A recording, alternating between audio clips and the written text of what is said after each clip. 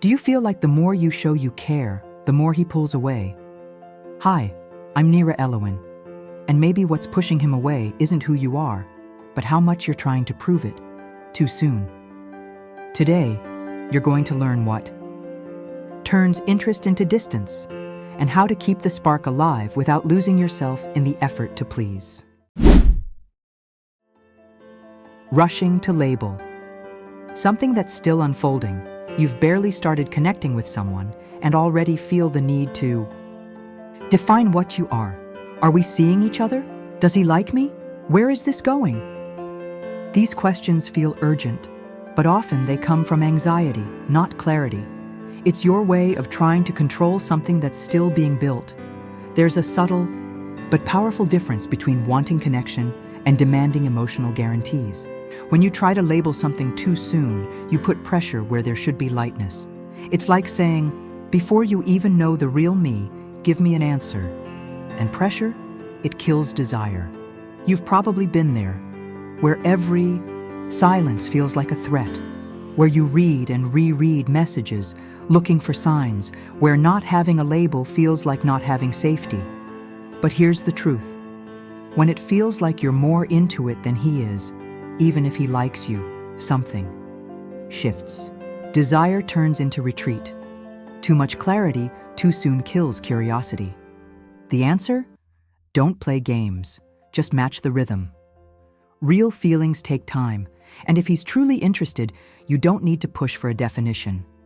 Interest grows in the space where both people feel safe to unfold, with no pressure, no timeline, no fear of it not happening. So before you ask, what are we? Ask yourself, what am I really trying to guarantee with that answer? Most of the time, it's just fear. The fear of things ending before they begin. Try this instead, what I call the 3 moments before the label check-in. Notice your natural rhythm with him. Is there a real exchange happening? Pay attention to how you feel around him and how you feel about yourself with him. Ask, is this mutual interest, or am I carrying the whole thing? If you don't feel seen without a label, the label won't fix anything. It'll just delay the goodbye you already sense coming. Sometimes, the name you want is just temporary relief. What you actually need is emotional lightness. A connection that unfolds without pressure, without rushing, and without fear. When your authenticity turns into a performance to please, you start out light, natural, full of personality. But as things progress, you start filtering yourself. You tone it down, adjust your words, hide your reactions. Slowly, your fear of not being liked becomes your guide, and what used to be authenticity becomes performance. That's how so many deep, powerful women shrink into watered-down versions of themselves. Not because they're weak, but because they're scared. Scared of being too much, of being left for being intense, honest, or just real. You've felt this. Smiling when you wanted to speak up, saying yes when your gut was screaming no, agreeing to avoid being difficult. But here's the tough truth. Trying to please doesn't keep anyone around. At best, it keeps someone curious about a version of you that isn't real.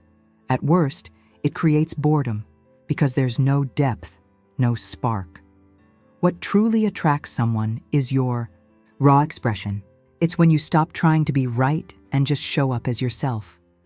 That's where the magic happens. Every time you shrink to stay agreeable, you teach him to see you as less. And desire needs depth. It needs truth. Not perfection, presence. So stop trying to be the woman he wants. Be the woman you've been hiding. Try these small acts of authenticity. Respond honestly, even if it's not what he wants to hear. Wear what you love, not what you think he'll like. Share an unpopular opinion without apologizing for it. Real attraction doesn't come from being easy. It comes from being real. Quick reflection. Are you being chosen for who you are or for what you're offering? When you're emotionally overavailable, you're always there. Quick replies, present, engaged. You show interest even before knowing if there's space for you in his world. Why? Because deep down, you believe being available makes you lovable. That always being ready proves your worth. But here's the catch. The more predictable you are, the less emotional presence you seem to carry. Desire needs space.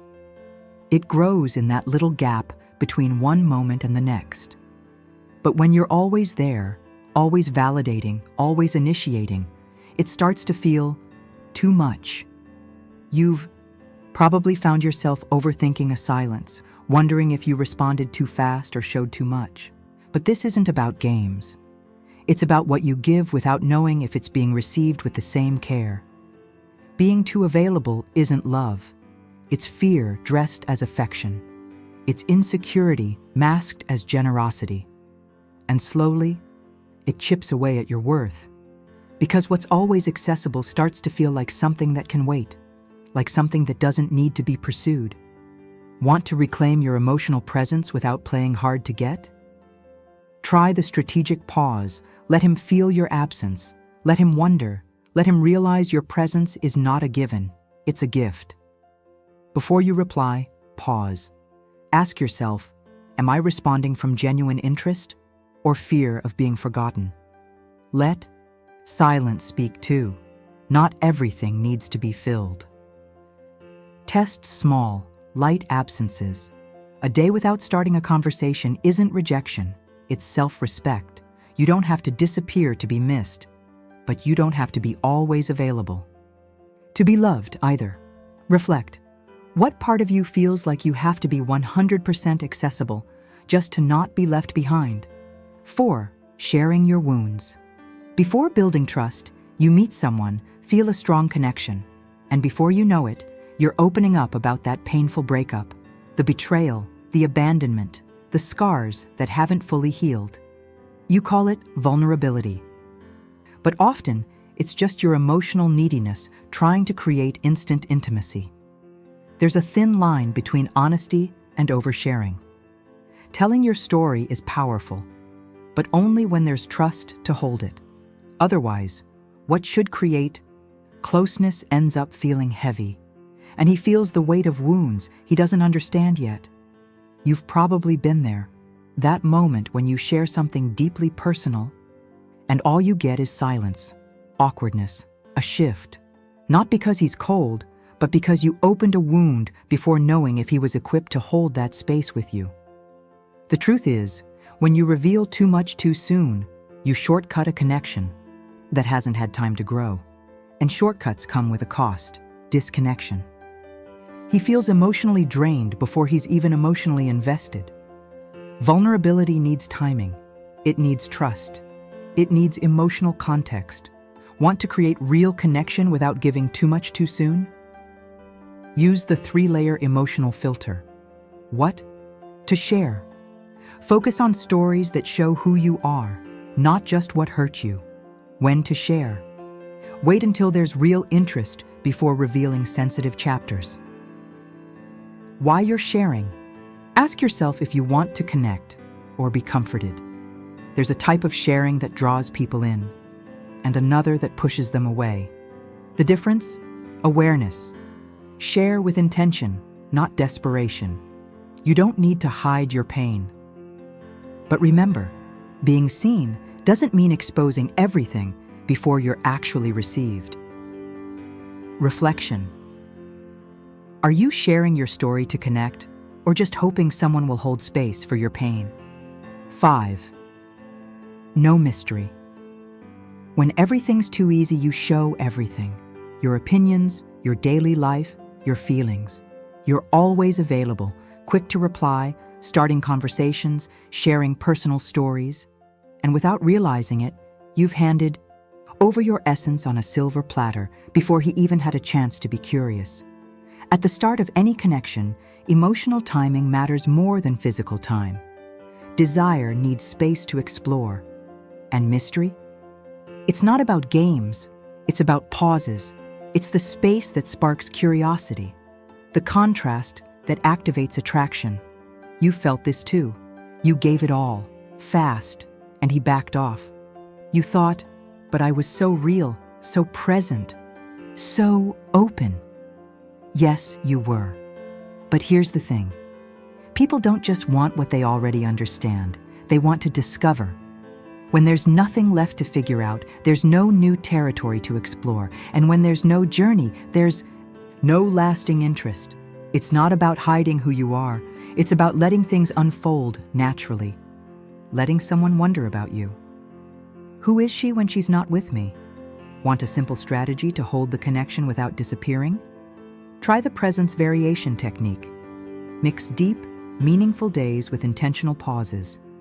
Don't reply instantly to everything, not to play games, but to honor your own rhythm. Keep some parts of your life to yourself at first. Let discovery take its course. You don't need to be a mystery that no one can solve. But don't reveal your entire story on day one either. The magic is in the slow reveal and the little things left unsaid. The invisible weight of being the one. Holding it all together, you start noticing it's always you. You're the one who texts first. You're the one keeping things going. You notice when he pulls away and try to fix it. At first, it feels like care, but over time, it becomes a pattern. And suddenly, you're the only one holding the connection together.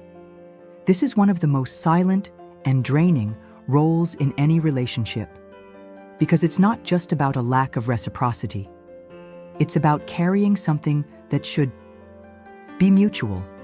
You've been there, wondering if you should reach out again, trying to decide if he's still interested or just being polite, realizing that if you stop texting, there's no conversation, that if you don't make plans, there are no dates, that if you stopped showing up, there would be nothing left, but you kept going, because deep down, you were scared of what the silence might reveal, like maybe he was never that invested at all. Here's the hard truth. If the connection only exists because you're keeping it alive, then it's not a connection. It's your effort and his silence. Want to step out of that cycle without conflict? Activate your emotional reciprocity radar. Ask yourself, does he ever reach out first? Does he keep the conversation going when you go quiet? Does he show real interest in you, not just what you offer? If most of those answers are no, you're not in a mutual connection. You're in a one-sided investment. You don't need to demand more. You just need to stop filling in the gaps that aren't yours to fill. Reflection. If you stopped initiating today, what would actually remain between you? You've seen. Now how often your overgiving comes from the fear of being forgotten. But what if, instead of trying to keep his interest, you started holding on to your own worth? The shift happens when you realize that what attracts isn't effort, it's presence. The woman he can't forget is the one who never had to prove anything. If this video spoke to you and you're ready to stop shrinking for love, hit subscribe. That small action is you saying, I choose to stop disappearing to be loved. And tell me in the comments, which part of this video hit home for you? And if you want to keep going on this journey of clarity and emotional strength, watch the video that's now on the screen. It's the next step in everything we started here.